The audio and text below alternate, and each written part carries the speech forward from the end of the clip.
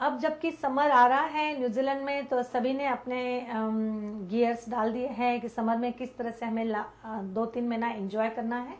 और खास करके ये आगे के 3-4 महीना में आपको कुछ टिप्स बताने वाली हूँ कि आप अपने आप को किस तरह से ये समर की जो एक्सेस हीट हम महसूस करते हैं बॉडी में, उससे हम बच सकते हैं। और आयुर्वेद में समर के जो भी साइड इफेक्ट्स होंगे वो नेचुरली सभी को पता है, पित्त एग्रीवेटिंग होते हैं। तो हर वो चीज की जाती है जो पित्ता को बैलेंस करे। पित्त यानी शरीर में जो हीट होती है, आयुर्वेदिक प्रिंसिपल्स जो है मैं हमेशा कहती हूँ 5 तत्वों के ऊपर होता है, पृथ्वी, जल, तेज, वायु, आकाश। और एक तेज तत्व यानी पित्त का जो स्वरूप है उसको आपको ध्यान रखना पड़ेगा। हर वो चीज जो शरीर में कूलिंग या ठंडक लाती है उसे ही शरीर डिमांड करता है, और हमें उसको जो अपने आंतरिक शरीर में से जो आवाज आती है कि मुझे ये ठंडा खाना है या ठंडी चीजें मुझे चाहिए या ठंडा मुझे पहनना है, तो उसको सुनना चाहिए, क्योंकि बॉडी आपकी वो डिमांड करती है जो बॉडी को अनुकूल रहता है। बाहर का वातावरण अगर आपके शरीर के प्रतिकूल है, यानी बाहर का वातावरण बहुत ज्यादा हीटिंग है, तो अकॉर्डिंगली आपको तुरंत अपने कपड़े वगैरह जो है वो कूलिंग कॉटन के पतले जो होते हैं, जिसके हवा जो है पास ऑन होने के लिए इजी हो जाता है, ताकि आपके शरीर में से जो पसीना निकलता है वो कहीं ब्लॉक न हो जाए। क्योंकि it is very important for us to know हम क्या पहनते हैं और उसी तरह से क्या खाद्य पदार्थ हम खाते हैं।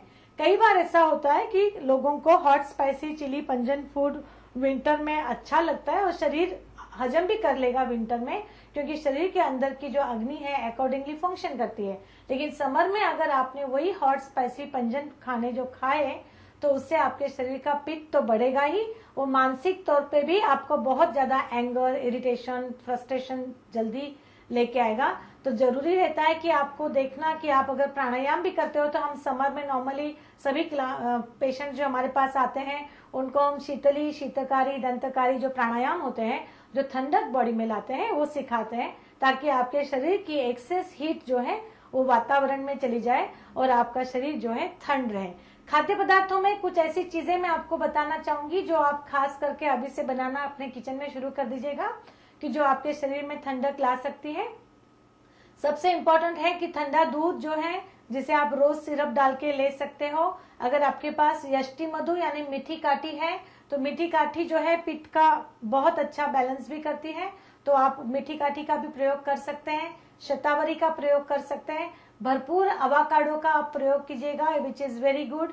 और आपका दूसरा शरीर में ये होता है कि आप अगर एक्सेस डाइजेशन के भी प्रॉब्लम्स कई बार हमने देखा है कि समर में आ जाते हैं, तो आप पतली जो लस्सी होती है, छाछ होती है, उसका भी भरपूर प्रयोग आप कर सकते हैं, क्योंकि ये लस्सी जो है न कि आपका डाइजेशन ठीक करेगी बल्कि शरीर में इनफैक्ट उसकी वजह से कूलिंग इफेक्ट भी आएगा। और दूसरा है कि रोज वाटर के जो पैड्स होते हैं आंखों पर सराउंडिंग में जरूर लगाइएगा, क्योंकि आंखों की जो हीट है, आयुर्वेद में हम आलोचक पित्ता जिसे कहते हैं, क्योंकि अगर आप ध्यान नहीं रखेंगे तो ये जो हीट है, एक्सेस हीट अगर आपने आंखों के पुतलियों के सराउंडिंग में रखी, तो कई उसके व्याधि जो है वो भयानक स्वरूप ले सकते हैं। तो आंखों के ऊपर रोज वाटर के पैड आप जरूर रखिएगा।